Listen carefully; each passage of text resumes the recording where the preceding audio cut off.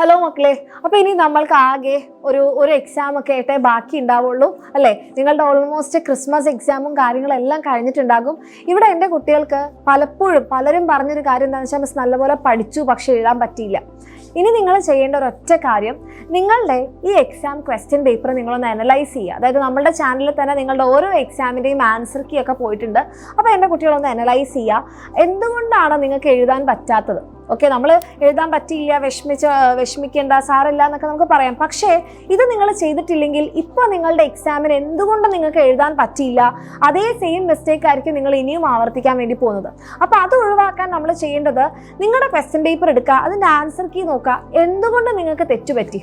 Okay, അത് നിങ്ങൾക്ക് already അറിയാമെന്നുണ്ടെങ്കിൽ എൻ്റെ മക്കളൊന്ന് കമൻറ്റ് ചെയ്യാം. ചിലപ്പോൾ നിങ്ങൾ പഠിക്കാത്തത് കൊണ്ടായിരിക്കാം.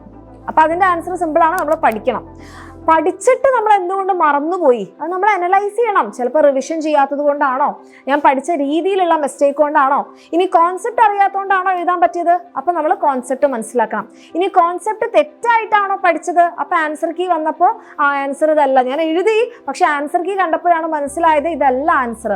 അപ്പോൾ നമ്മൾ പഠിച്ച കോൺസെപ്റ്റിൽ എന്തെങ്കിലും മിസ്റ്റേക്ക് ഉണ്ടാവും. അപ്പോൾ കോൺസെപ്റ്റ് ക്ലിയർ ആക്കണം. ഇനി പഠിച്ചു, ആൻസറും അറിയാം, പക്ഷെ എഴുതാൻ കിട്ടുന്നില്ല, എന്താണ് എഴുതേണ്ടതെന്ന് അറിയുന്നില്ല, അപ്പോൾ നമ്മൾ എഴുതി പ്രാക്ടീസ് ചെയ്യണം. ഓക്കെ, അപ്പോൾ ഇങ്ങനത്തെ പല മിസ്റ്റേക്കുകളായിരിക്കും ഓരോ മക്കൾക്ക്. എല്ലാവർക്കും ഒരു കാരണം കൊണ്ടല്ല ആൻസർ കിട്ടാത്തത്, അല്ലെങ്കിൽ മാർക്ക് കിട്ടാത്തത്. അപ്പോൾ എന്ത് കാരണങ്ങൾ കൊണ്ടാണോ നിങ്ങൾക്ക് എഴുതാൻ പറ്റാത്തത്, അല്ലെങ്കിൽ നിങ്ങളുടെ മാർക്ക് കുറയുന്നത്, നിങ്ങൾ ആൻസർ കീ കാണുമ്പോൾ അയ്യോ ഇതല്ലല്ലോ എൻ്റെ ആൻസർ, എനിക്കിത് എഴുതാൻ പറ്റിയില്ലല്ലോ എന്ന് തോന്നിയത് എന്തുകൊണ്ടാണ് എന്നുള്ളത് നമ്മൾ അനലൈസ് ചെയ്യേണ്ട സമയമാണ് ഇനി. കാരണം ഇനി നമുക്ക് ഓണപരീക്ഷയും ക്രിസ്മസ് എക്സാമും ഒന്നുമല്ല, പബ്ലിക് എക്സാമാണ് വരാൻ വേണ്ടി പോകുന്നത്. അപ്പോൾ ആ പബ്ലിക് എക്സാമിന് ഇപ്പോൾ ഉള്ള ഈ മിസ്റ്റേക്കുകളൊക്കെ നമ്മൾ എന്ത് ചെയ്യണം, തിരുത്തണം. അതിന് നമ്മൾ എന്താ ചെയ്യേണ്ടത്, നമ്മൾ അനാലിസിസ് നടത്തണം. എന്നിട്ട് നിങ്ങളുടെ മിസ്റ്റേക്ക് എന്താണോ അത് മനസ്സിലാക്കി പഠിക്കുക. അത് നിങ്ങൾക്ക് ഇനി ഫസ്റ്റ് മുതൽ പഠിക്കാൻ നിങ്ങളെ ഹെൽപ്പ് ചെയ്യുന്നതായിരിക്കും നമ്മുടെ എക്സാം വിന്നറിൻ്റെ ക്രാഷ് ബാച്ച് എന്ന് പറയുന്നത്. അപ്പോൾ ഈ ഒരു ഡേറ്റിൽ നമ്മുടെ ക്രാഷ് ബാച്ച് നമ്മൾ സ്റ്റാർട്ട് ചെയ്യും. ഫസ്റ്റ് മുതൽ കംപ്ലീറ്റ് ചാപ്റ്റേഴ്സ് എൻ്റെ കുട്ടികൾക്ക് പഠിക്കാൻ വേണ്ടി പറ്റും. നിങ്ങൾക്ക് പ്രാക്ടീസ് ചെയ്യാൻ വർക്ക്ഷീറ്റും അതേപോലെ തന്നെ നിങ്ങൾക്ക് എക്സാംസും കാര്യങ്ങളെല്ലാം ഉണ്ടാകും. നിങ്ങൾക്ക് എന്താണോ മിസ്റ്റേക്ക് പറ്റിയത് അത് നമുക്ക് തിരുത്താനുള്ള ഒരു സെക്കൻഡ് ചാൻസ് ആണ്. അത് ബുദ്ധിപൂർവ്വം നിങ്ങൾ ഉപയോഗപ്പെടുത്തുക.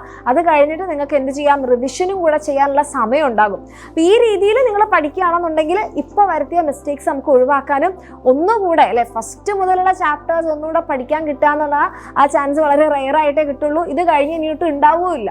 അപ്പം ഈ ഒരു ചാൻസ് എൻ്റെ മക്കൾ നല്ല രീതിക്ക് ഉപയോഗിക്കുക, അടിപൊളിയായിട്ട് പഠിക്കുക. താല്പര്യമുള്ള മക്കളാണെങ്കിൽ താഴെ കാണുന്ന നമ്പറിൽ മെസ്സേജ് ചെയ്യുക. ഓൾ ദി വെരി ബെസ്റ്റ്, നന്നായിട്ട് പഠിക്കുക.